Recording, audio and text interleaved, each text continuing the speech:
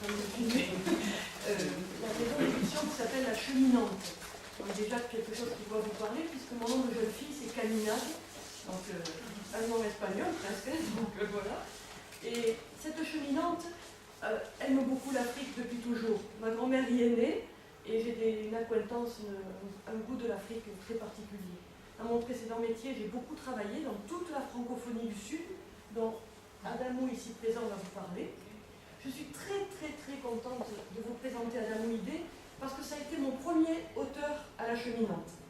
Je défends essentiellement dans mon catalogue la littérature francophone du Sud, le Sud dont il va vous parler. On a aussi un catalogue qui concerne la culture et les randonnées au Pays Basque, et un catalogue de pêche sportive, pêche à la mouche, voilà, donc on est très éclectique. Concernant la littérature du Sud, donc francophone du Sud, Adamou Idé, j'ai rencontré un texte de lui en étant à Niamey, mais pas le monsieur. J'ai pris l'avion, il avait édité à compte d'auteur.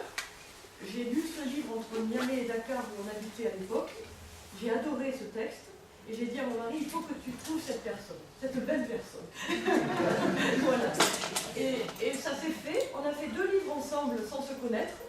Et au Salon du Livre en 2010 à Paris, il a été invité officiellement par l'Institut culturel français, donc c'était une très jolie invitation qui nous a permis de faire connaissance. Donc Adamou Idé est président de la Société des gens de lettres au Niger. Il a été justement membre de l'Organisation internationale de la francophonie, l'OIF, et il va vous parler de ça.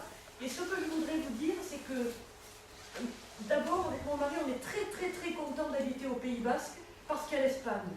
Et parce qu'on est dans la diversité, dès qu'on est un peu fatigué, on vient vers vous, côté espagnol, pour repartir dans l'univers qui nous tient le plus à cœur, c'est celui de l'universalité des différences.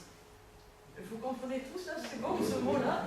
Donc, cette universalité des différences, dans le domaine de la francophonie, elle est moins différente au nord qu'elle n'est au sud. Et elle est beaucoup plus intéressante au sud. Au sud, j'entends par là Afrique subsaharienne, Maghreb, Moyen-Orient, îles francophones, et Adamou parlera aussi de l'Asie et du déploiement. Pourquoi elle est beaucoup plus intéressante, cette francophonie, dans le sud? C'est parce qu'elle se réinvente en permanence. C'est un rapport à la langue d'invention. Si vous allez en Côte d'Ivoire, vous allez voir comment les Ivoiriens, dans une situation quotidienne, vont créer des mots nouveaux, des mots qui vont concerner que vous, entre vous. Donc c'est un déploiement, c'est une réinvention de cette langue, et c'est une réinvention de cette langue dans une culture qui est totalement différente de notre Occident. Et c'est pour ça qu'elle est très intéressante. C'est que quand vous allez découvrir la littérature francophone des pays d'Afrique en particulier, pour chaque pays, vous allez connaître un français nouveau. Un français nouveau attaché à une culture, une identité, quelque chose qui est très différent de nous.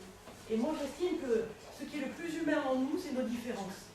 Et c'est un discours que j'essaye de poser des petits cailloux dans mon cheminement de cheminante. Voilà.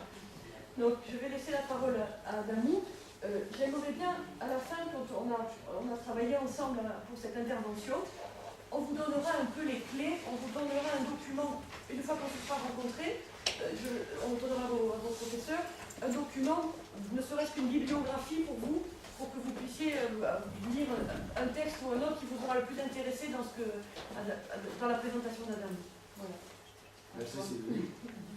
Merci beaucoup, chers amis. Je suis très heureux d'être ici avec vous pour échanger sur la francophonie. Je sais que vous êtes des étudiants en langue française. Et pourquoi donc nous écrivons en français et notre littérature n'est pas la littérature française, et elle est littérature francophone. Et littérature francophone du Sud. Ce que vous voyez là devant vous, c'est le monde de la francophonie. Un monde, comme elle l'a dit, très divers, puisqu'il regroupe des pays du Sud, d'Afrique. Et quand je dis Afrique, c'est toutes les diversités d'Afrique. C'est le Maghreb, c'est l'Afrique subsaharienne, n'est-ce pas? C'est aussi l'Asie, le Cambodge, le Vietnam, le Laos. Hein. C'est la Suisse au nord, c'est la Belgique, la France, le Québec au Canada. Et ici nous avons la Nouvelle-Calédonie dans les Caraïbes, hein, Sainte-Lucie. Voilà donc un peu, c'est un univers, comme vous voyez, très très ouvert et qui s'est formé autour d'une idée extraordinaire, d'une idée de partage d'une langue. Hein. On se rappelle qu'au sortir des indépendances en Afrique, il y a 4 personnes géniales qui ont trouvé cette idée-là. Et j'aimerais dire que, et vous préciser, la francophonie s'est faite un peu malgré la France. Pourquoi? Parce qu'au sortir des indépendances, quand les présidents Senghor du Sénégal, Habib Bourguiba de Tunisie, Norodom Sihanouk du Cambodge et Djoli Amani du Niger sont les 4 inspirateurs du mouvement de la francophonie. Ils ont donc trouvé cette idée géniale de faire de la langue une passerelle entre les deux. Une passerelle de partage, pour mieux se comprendre, pour mieux être solidaire, puisque l'idéal de la francophonie repose sur l'égalité, la complémentarité et la solidarité. Et ils ont proposé de passer par la langue française pour essayer d'échanger entre pays riches, pays pauvres, pays du Sud, pays du Nord. Hein, c'était une belle idée. Et quand je disais tout à l'heure que c'était malgré le quoi, parce qu'il voulait éviter qu'on accuse la France de prolonger la colonisation à travers la langue. Ce n'était pas du tout l'idée de départ. Donc l'idée de départ, c'était vraiment que les diversités fassent chemin ensemble, que les peuples du Vietnam se sentent proches de celles du Sénégal et ou d'ailleurs. D'ailleurs, ce mouvement a beaucoup grandi, puisque des pays comme Israël frappent aujourd'hui à la porte de la francophonie. Des pays comme la Pologne, hein, la Slovaquie, sont encore en train de demander à être dans la francophonie s'ils ne sont pas déjà. Donc c'est quand même un mouvement important, un mouvement qui est parti d'une langue, chez nous en Afrique, une langue qui nous a été imposée, bien entendu, par la colonisation, mais de laquelle on a tiré des ressources pour en créer une autre qui est extrêmement diverse, chatoyante et novatrice. Par exemple, il y a des mots qui ont une connotation française, mais qui ne veulent rien dire, par exemple, en France. Si je vous dis, par exemple, essencerie, hein, essencerie, qu'est-ce que c'est pour vous, essencerie? C'est l'endroit où on vend de l'essence.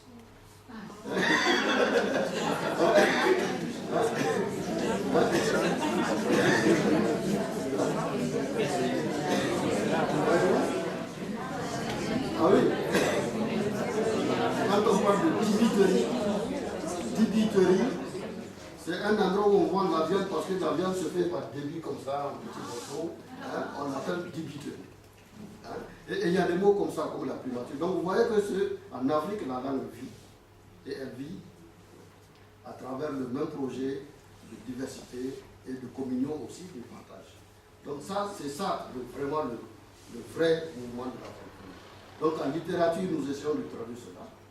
Et je ne sais pas quel est votre niveau d'information en littérature francophone, mais il faut vous dire que cette littérature-là, elle est née au début de ce qu'on appelle le mouvement de la négritude. Je ne sais pas si vous avez entendu parler de ça. À ce mouvement de la négritude qui est porté par le poète Senghor, Léopold Sédar Senghor, Aimé Césaire, peut-être vous avez entendu parler, et Léon Gontran Damas, ce sont les 3 pères du mouvement de la négritude. Ce mouvement, il se justifie pourquoi? Parce que avant les indépendances, vous savez que le problème numéro 1 du monde noir, c'était qu'on lui refusait, ou on le soupçonnait même, de ne pas avoir de civilisation, de ne pas avoir d'histoire. Toute l'image négative qu'on avait du monde noir, il fallait corriger cette image-là. Les bons sourires, il y a bon banania. Donc, tout cela était dans la tête de ces penseurs, et il fallait quand même montrer tout ce que l'homme noir apporte. D'ailleurs, Senghor l'a écrit dans un de ses essais qui marque la naissance du mouvement francophone et de la négritude. Césaire disait que la négritude n'est ni une tour, ni une cathédrale. C'est une façon d'être au monde. Donc, l'idéal de ces trois inspirateurs de la francophonie et de la négritude, c'était justement de changer l'image qu'on peut avoir de l'homme noir et de dire qu'il est là, lui aussi, il est présent, et il peut apporter au monde ce qu'il est, c'est tout. Et à travers la littérature, il y a eu donc une évolution qui s'est faite pour combattre quand même la colonisation dans les pays, parce que nous étions à ce moment-là quand même sous le joug colonial. Donc les écrivains, poètes, romanciers, dramaturges ont porté ce mouvement de libération culturelle et politique jusqu'aux indépendances. Il y a beaucoup d'auteurs que je peux citer, tels que David Diop, qui a fait beaucoup de bulletins. Ils sont très très nombreux. Il y a eu d'abord les Camarades Laye, l'enfant noir. Hein. Il y a eu donc David Diop dont j'ai parlé. Il y a eu Franz Fanon, Peau noire, masque blanc. Donc ça, ce sont les littératures phares d'avant l'indépendance. Et quand l'indépendance est venue dans les années 60, dans presque tous les pays qui sont ici, en tout cas, dans la majorité des pays qui sont là, pour nous et pour les peuples africains, bon, l'homme blanc est parti, c'est bien, mais que vont faire les nouveaux dirigeants qui sont nos frères? On a trouvé que s'ils ne sont pas pires, en tout cas, ils ne sont pas mieux. Hein? Donc, le même problème de domination subsiste. Et ce n'est pas une question de cours, ce n'est pas une question de pouvoir, c'est une question politique. Donc, on a commencé à combattre même la domination par nos propres frères, et ça devient une littérature d'engagement et de combat. Et beaucoup d'auteurs ont porté aussi ce mouvement. Je vais citer deux emblématiques qui ont parlé de la désillusion des indépendances.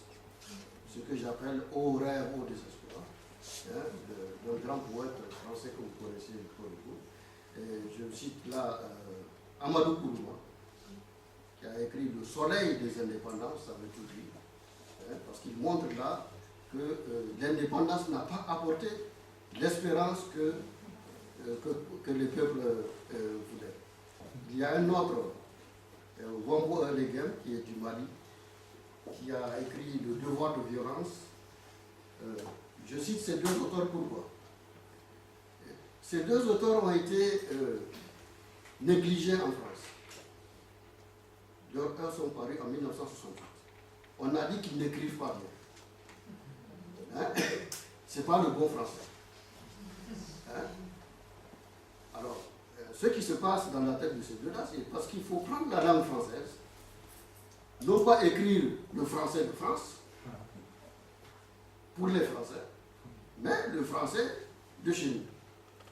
Et Amadou Kourouma a été celui qui a essayé de traduire, il est du Mali, Mali-Côte d'Ivoire. Donc il pense dans sa langue et il écrit en français. Donc quand le livre est paru, Le soleil des indépendances, les grands censeurs français ont dit non, ça c'est pas de l'Académie française, on n'en veut pas. Et ce sont les Canadiens. Ce sont les Canadiens qui ont vu la portée de l'œuvre et qui l'ont porté. Et ça lui a valu un prix. Et c'est pareil pour Le devoir de violence en 1968, qui a eu après le prix Renaudot, un prix prestigieux en France. Donc vous voyez, nous avons cette préoccupation, non pas d'écrire le français de France, mais le français de la langue locale, pour porter, c'est la littérature, pour parler à l'imaginaire des hommes, partager avec eux nos angoisses, nos espérances, des problèmes des peuples africains contemporains. Voilà à peu près ce qui nous porte. Moi, j'essaie de le faire aussi dans les productions que j'ai ici avec Sylvie. Bon, c'est le roman, la poésie, la nouvelle. Donc nous portons ces messages-là aux autres. Il y a quand même une précision que j'aimerais apporter. Pour les francophones que nous sommes, je ne sais pas si à un moment donné, vous avez entendu parler de l'exception culturelle. Hein? Et ça a été un grand combat puisque les francophones sont dominés, il faut le dire, dans les assemblées partout, par la langue anglaise. La première idée, c'est qu'il n'y a pas de compétition. Ce n'est pas l'esprit de compétition contre une langue. C'est la coexistence des langues, le partage des langues. C'est ça le mouvement de l'Afrique. Mais quand même, c'est en 1993, au sommet de l'île Maurice, on a défendu l'idée d'exception culturelle, c'est-à-dire que tout n'est pas à vendre comme culture. Hein? Et ça a été défendu à l'UNESCO. Il y a une résolution de l'UNESCO qui existe à travers cette idée d'exception culturelle. Voilà, moi je crois que pour le moment, je peux m'arrêter là et j'aimerais surtout répondre à vos questions, c'est ça qui est le plus intéressant. Hein? Je ne sais pas, je ne veux pas aller plus loin, je préfère répondre à vos attentes à vous, hein, plutôt que de parler tout seul. Une question, s'il vous plaît. Juste sur votre carte, Oui. vous n'avez pas oublié l'Algérie. Ah, mais une bonne question. Non, je n'ai pas oublié l'Algérie. Mais l'Algérie ne fait pas partie de la francophonie. Non. Il y a, vous le savez très bien, l'histoire entre la France et l'Algérie, il y a beaucoup de points qui restent à régler. Hein? Et donc l'Algérie, contrairement au Maroc, ou à la Tunisie, ou à l'Égypte, ou au Liban, ne fait pas partie de la francophonie. Pourtant, on parle français. J'ai été en Algérie, j'ai des amis algériens, donc bon, je ne sais pas pourquoi. Mais sur le plan de l'organisation, l'Algérie ne fait pas encore partie. Il y avait une question.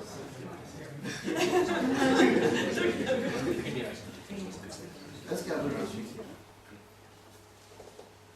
Un des grands intérêts, il me semble, pour vous, de découvrir cette littérature, par rapport à la littérature justement du Nord, quand on voit les prix, si vous avez lu des prix littéraires, je parle parce que je connais français, il y a une préoccupation du monde environnant, consumériste, du petit monde qui nous occupe à nous, sans avoir trop de problèmes, on va dire. Et Adamou vous parle de l'origine de ces littératures, qui parle de la négritude. La négritude, c'était Césaire, étudiant noir, qui se faisait pas, c'était le sale noir. Et au lieu de crier contre ça, il a dit, on va utiliser ça. On va dire, mais il me traite de sale noir, moi je vais faire un concept avec ça. Et cette appropriation lui a permis quelque chose d'extraordinaire.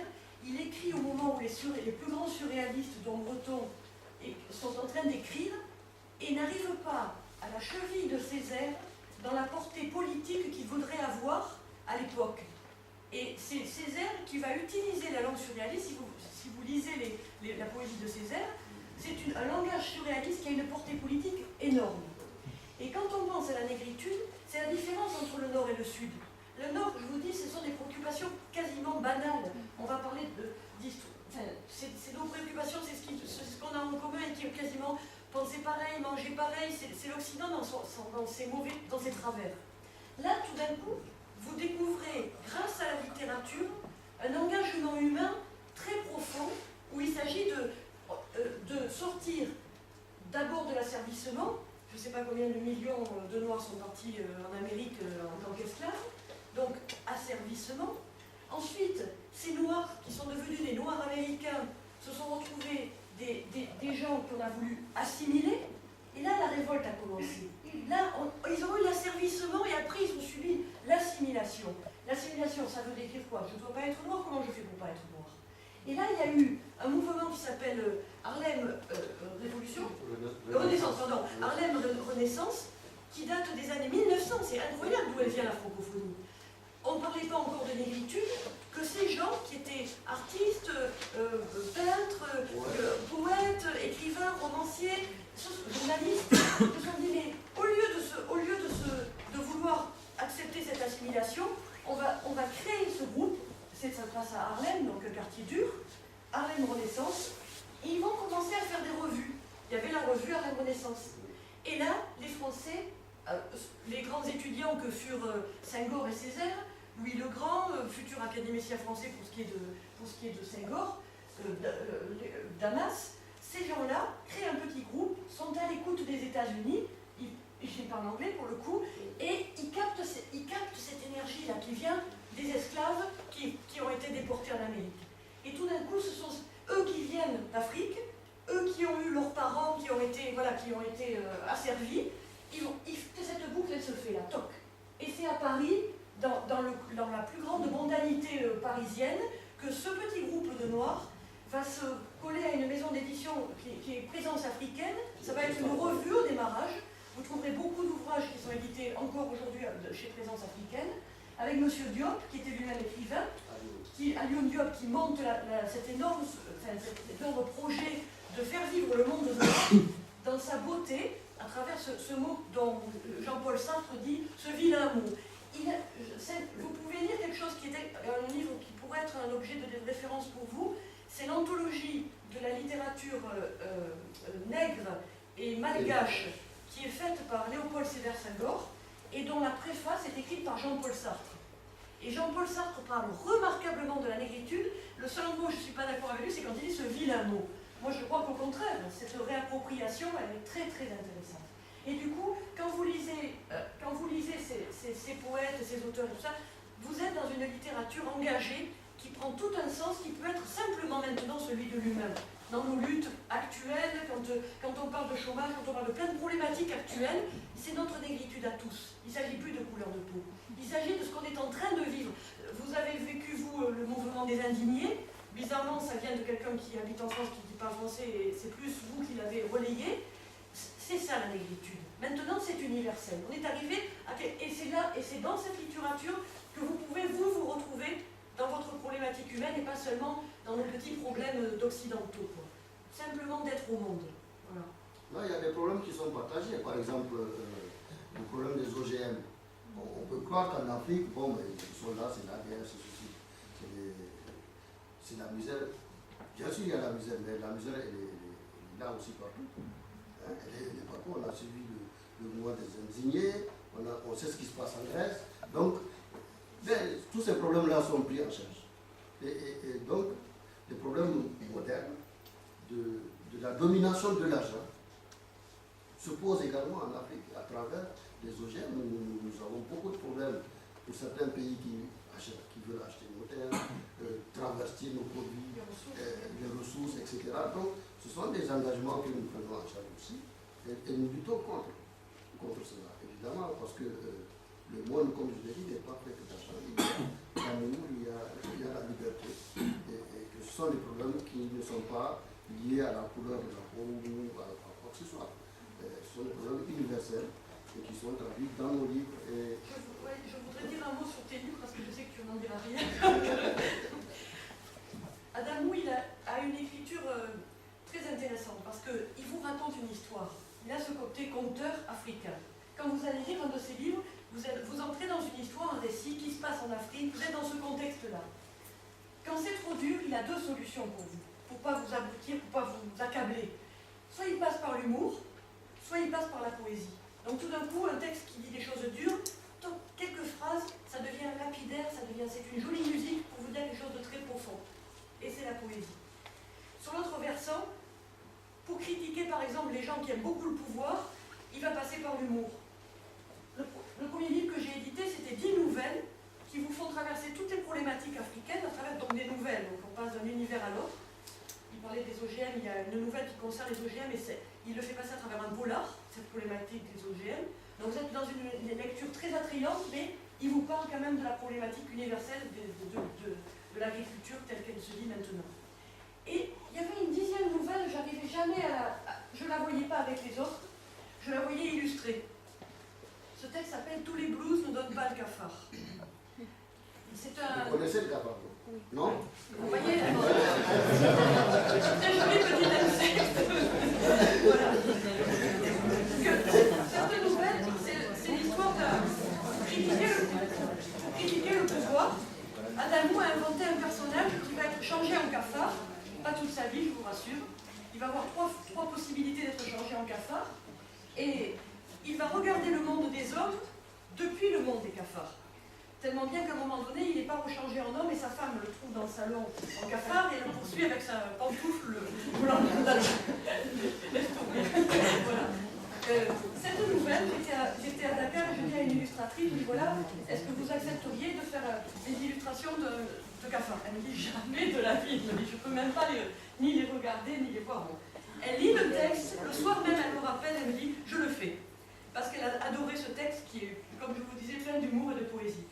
Le texte qui concerne plus précisément la critique du pouvoir, il est terrible. C'est-à-dire qu'on voit à travers ce texte tous les amoureux du pouvoir qu'on côtoie dans nos sociétés, que ce soit des dictateurs ou nos propres présidents. Et voilà, ça c'est la manière qu'a Adamou d'aborder les problématiques, parce qu'il a toujours une dimension très humaniste dans sa façon d'aborder les autres. Et du coup, ça permet, vous allez découvrir une Afrique authentique, mais toujours sous l'angle de l'universalité avec lui. Tu veux dire les cafards le pouvoir.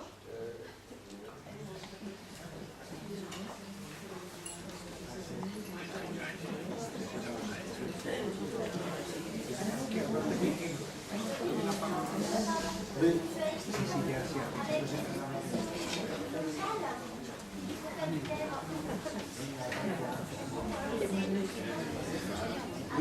j'allais parler du rapport qu'on a avec la langue.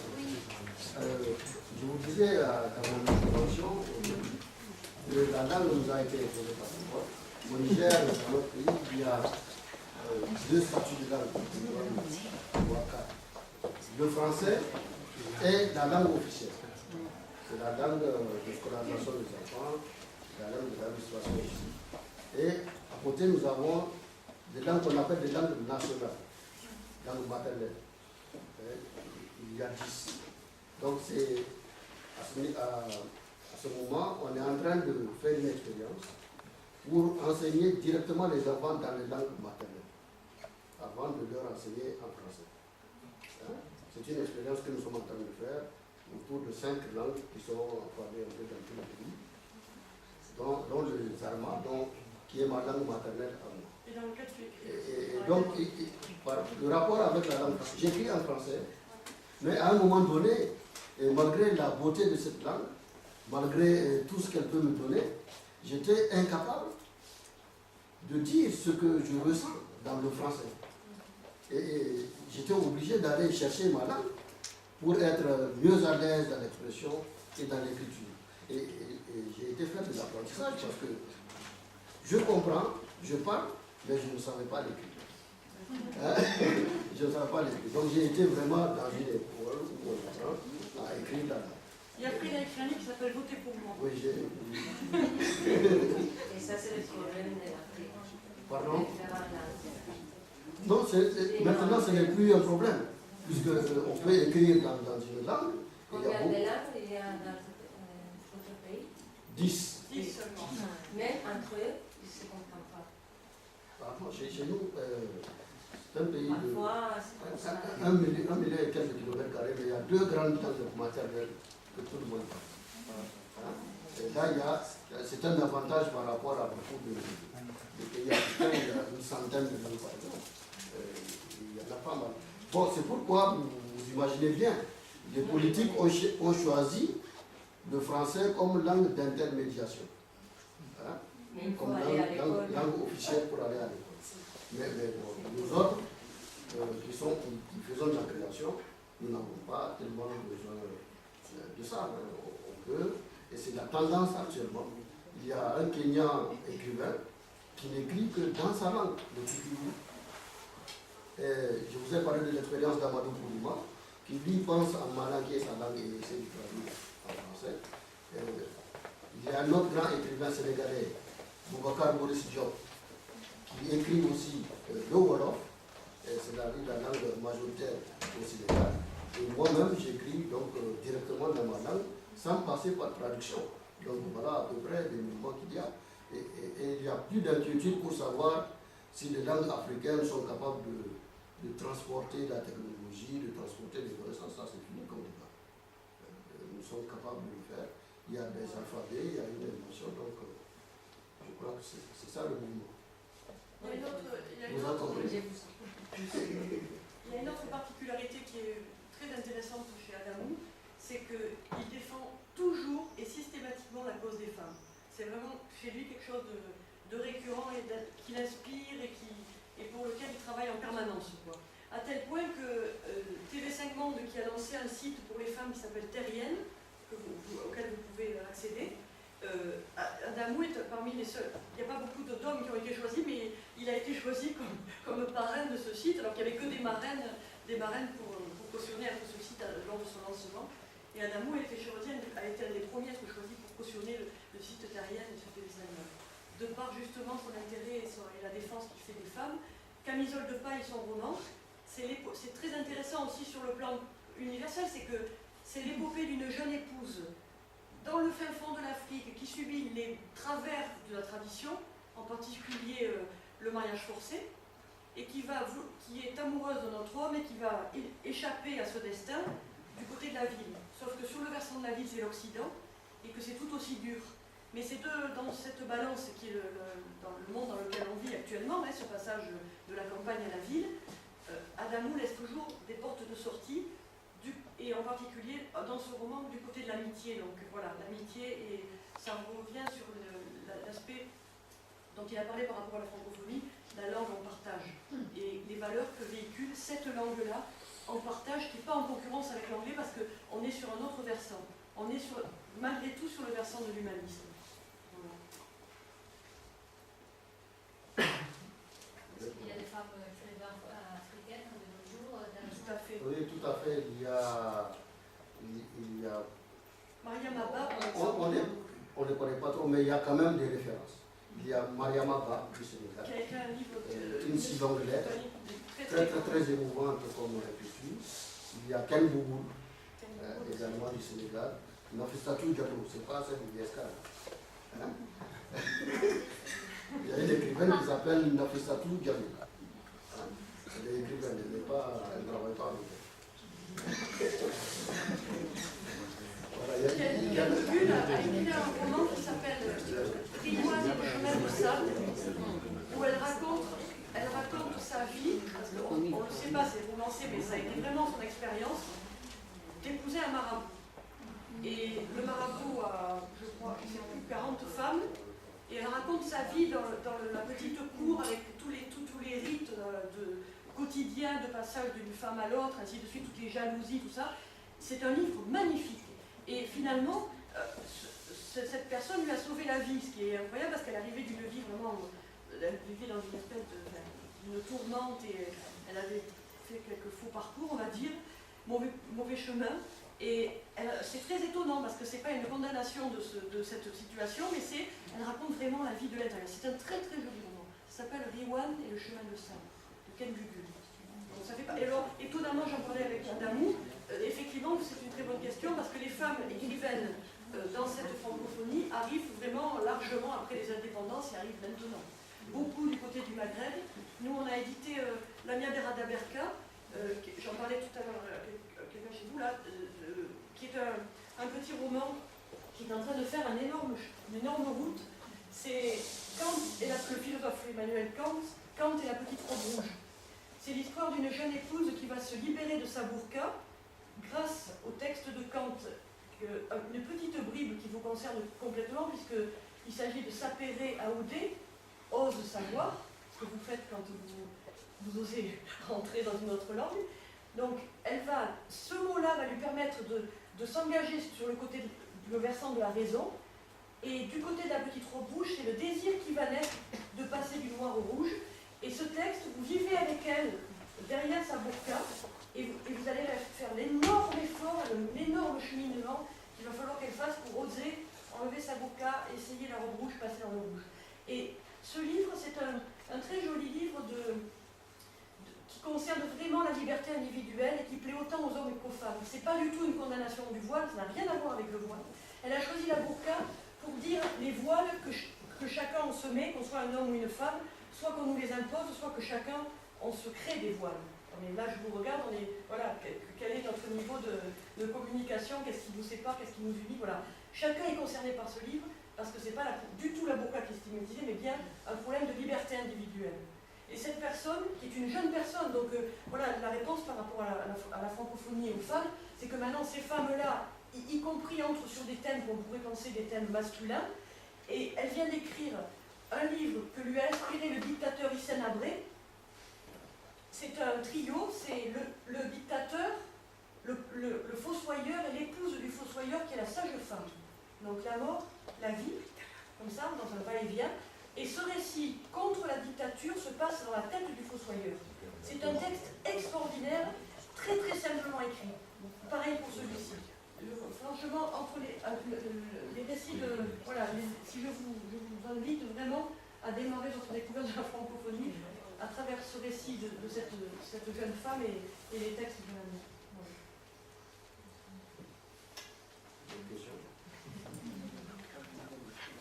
Ce que je vais faire, c'est que je vous propose de vous donner le mail d'Adamou et le mien, et au fur et à mesure de vos découvertes, si vous voulez nous poser des questions, si vous avez envie de références, qu'on puisse communiquer vers vous, voilà. Donc, pour ceux qui sont intéressés, on vous donne nos mails, c'est le plus simple plutôt que vous me donniez tous les vôtres, et écrivez-nous, soit à lui, soit à moi, et on vous donnera la liste qu'on va faire de littérature francophone du Sud, et comme ça vous donnera voilà, un premier échange.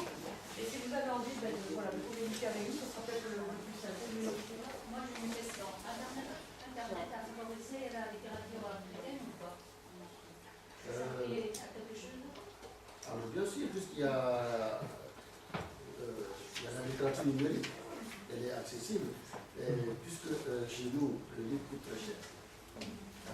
Il est extrêmement difficile de payer un livre.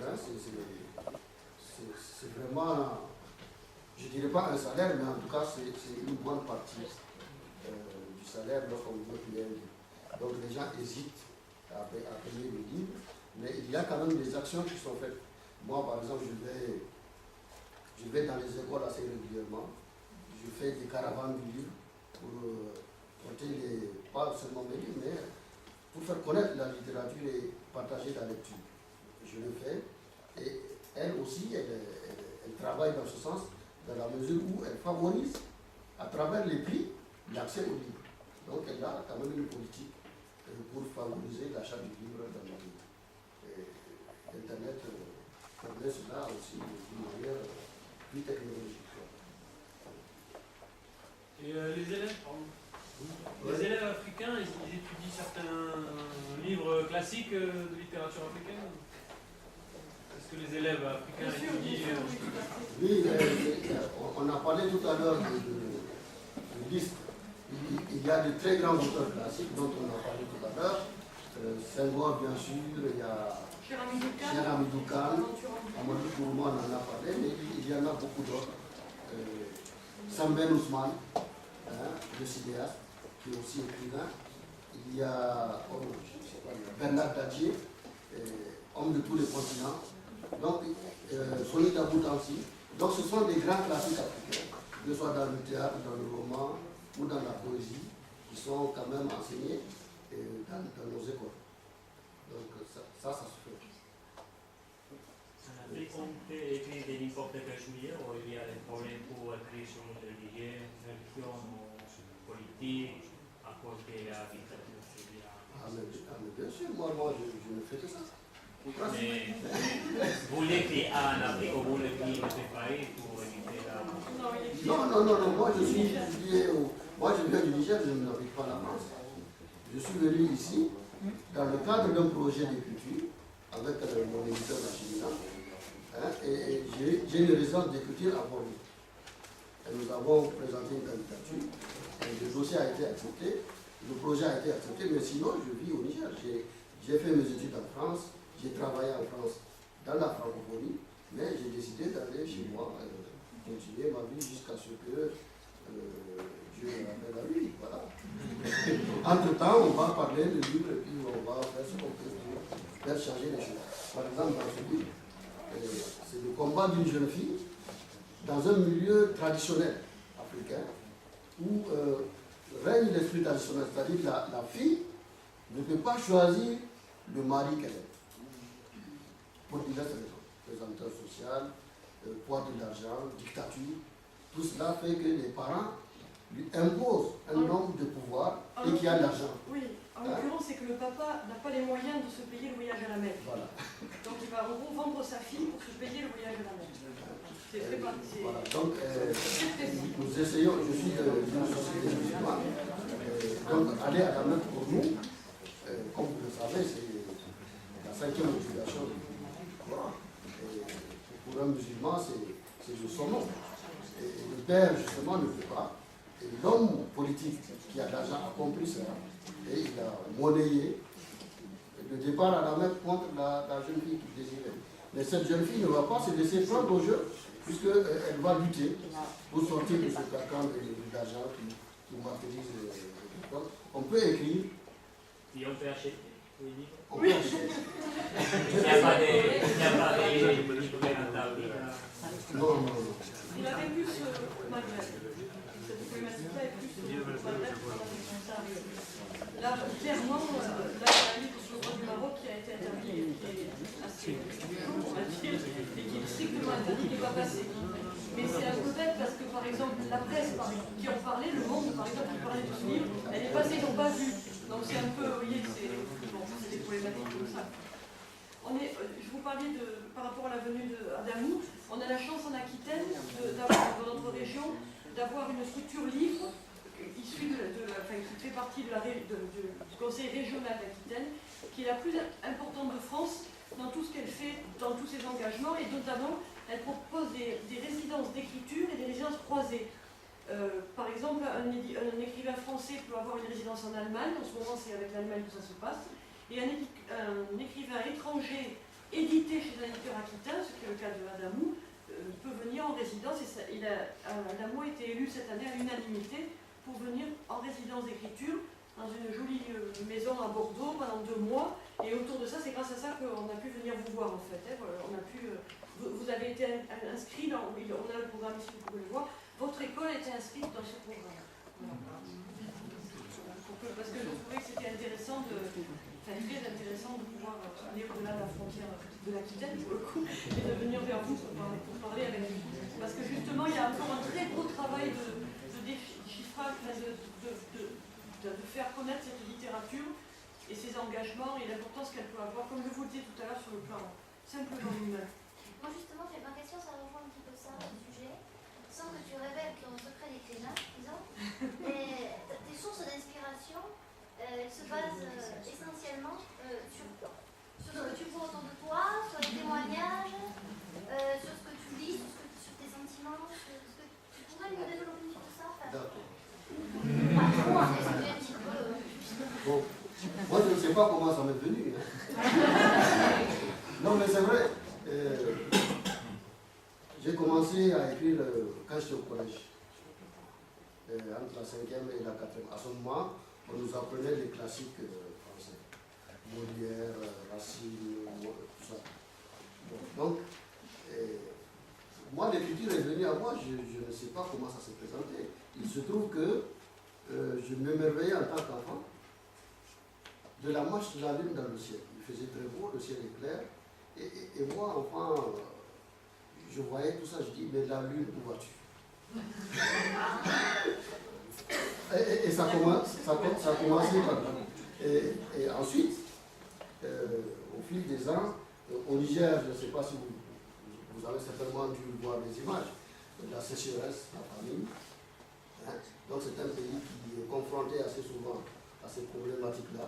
Et j'ai été vraiment très révolté par les spectacles de famille que je voyais. Moi, je suis pays, donc je vois concrètement ce qui se passe. Et ça a soulevé les entrailles et il fallait que je réfléchisse. Donc je parle de ces problèmes concrets de famille, de l'injustice, de la souffrance des peuples, mais aussi de l'amour, de la liberté. Voilà à peu près. Et ma préoccupation va au-delà du Niger, puisque je m'intéresse par exemple à ce qui s'est passé à Sabra et Chatila. Je suis partie prenante de ces problèmes-là, du problème des Noirs qu'on lynche aux États-Unis, parce que ce sont eux les plus victimes de la peine de mort. Et je m'intéresse à ce qui se passe en Nouvelle-Calédonie. Vous savez que celui qui voulait négocier la paix a été lâchement assassiné. Et donc, toutes ces problématiques-là, moi, j'essaie de...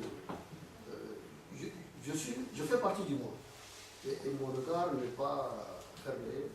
Et j'essaie de... Puisque je capte des énergies. Et ça me travaille et j'essaie de... Moi, ils sortent. Moi, ils ne me demandent pas la permission, moi-même. Voilà un peu ce que j'essaie de faire. Du concret, les gens, la vie des gens, principalement les femmes. Parce que je crois que pour libérer l'homme, c'est la femme qui va libérer. Je ne dis pas ça pour vous faire plaisir, mais je sais que c'est ça la vérité. Elles ont une énergie que quand mais en tout cas, je crois que je vais montrer ce travail. Combien de temps vous mettez pour écrire un livre? Ça dépend. Ça dépend. J'ai écrit par exemple un livre en 3 semaines. Par exemple, parce que je me suis mis, ça, le sujet me portait. Et je ne pouvais pas m'arrêter. Donc, c'est pas. Je suis devant l'ordinateur. Et des heures et des heures jusqu'à ce que je sois fatigué, parce que on ne finit jamais un livre, en fait. On se fatigue. Il faut bien un moment mettre un point quelque part et puis dire pour faire un auteur. Un livre, c'est un fleuve, on ne finit pas. Ça dépend du temps. Il y en a qui prennent plus de temps pour me lire. Par exemple, quand j'ai une idée, je sais que je vais écrire peut-être quelque chose ici. Sur nous. Il va écrire sur nous tous. Mais pour le moment, je capte, je regarde. Je vous promets, je vous dirai comment ça. Je ne sais pas quand est-ce que ça va venir, mais je crois qu'il y a quelque chose qui croit dans la tête. La question que vous avez posée par rapport à son inspiration, Adamou ayant été mon premier auteur, au moment de faire sa biographie, je me suis dit, alors il est né en Alana, à Miami, je trouvais ça, mais pardon, je me disais, on s'en fout. On s'en fout fondamentalement, c'est-à-dire quand vous avez un livre, enfin je sais pas vous, moi, voilà, la biographie, c'est pas la partie qui me passionne le plus et je la passe vite. Je me suis dit, comment je peux capter le lecteur pour le mettre en interconnexion avec l'auteur, pour que son attention soit portée sur l'auteur. Et c'est grâce à Adamou que j'ai trouvé. Adamou, il est né dans un pays où il y a les Peul Bororo. Les Peul Bororo, c'est parmi les êtres humains les plus beaux du monde. C'est vraiment, vous rencontrez des Peul Bororo, vous vous demandez d'où ils sortent. Qui sont des extraterrestres. Il y a une nouvelle sur eux dans Miséricorde. Ils sont extraordinairement beaux. Il est né dans un pays où il y a une partie du désert du Ténéré. Le désert du Ténéré, des Peul Bororo, quelque part, c'est dans l'imaginaire de plein de gens, qu'on sache ou non où c'est. On a entendu parler des Peul Bororo, on a entendu parler du désert du Ténéré. Et ça a un pouvoir sur votre imaginaire qui devient partageable avec le sien. Lui, il est né là, il sait, il sent ça, il a vu ça, il rencontre ces Peul Bororo. Donc son écriture, elle vient de là, elle vient d'ici. Et du coup, j'ai créé le petit concept pour tous mes livres. Vous trouverez dans mes livres une petite géobiographie. Parce que c'est toujours la géographie qui est partagée. L'histoire, c'est si vous vous y intéressez. Je ne pourrais pas vous obliger à vous y intéresser. En revanche, la géographie est partagée. Par exemple, pour les Peul Bororo, il y a chaque année une rencontre de tous les peuples, y compris des autres. Et ce qui est important, c'est ça finit toujours par le choix des hommes. Et il se passe que les femmes C'est les femmes qui choisissent. accordent la journée aux hommes pour aller se maquiller et se faire beau. Toute la journée, donc, ce sont les hommes qui font les crayons,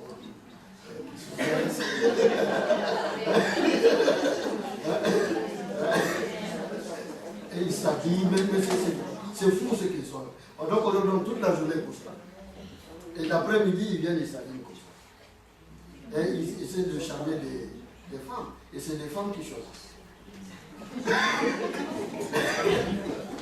C'est les femmes qui choisissent. Bon, après, il y a moins de concours. On va faire des adeptes. Comment Professeur et élève, on se préoccupe toujours pour enrichir notre vocabulaire.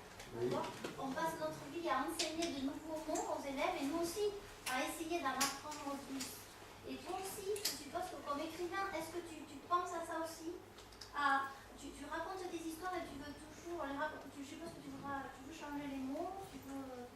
peux apprendre de nouveaux mots. Oui, on travaille nécessairement sur les mots. Je vous ai parlé de sensorie, il y a débuterie, il y a primature, qui n'existe pas dans un dictionnaire classique français. Primature, c'est là où il y a le Premier ministre. Et chez nous, quand un homme est monogame, on dit il ne voit que d'un œil.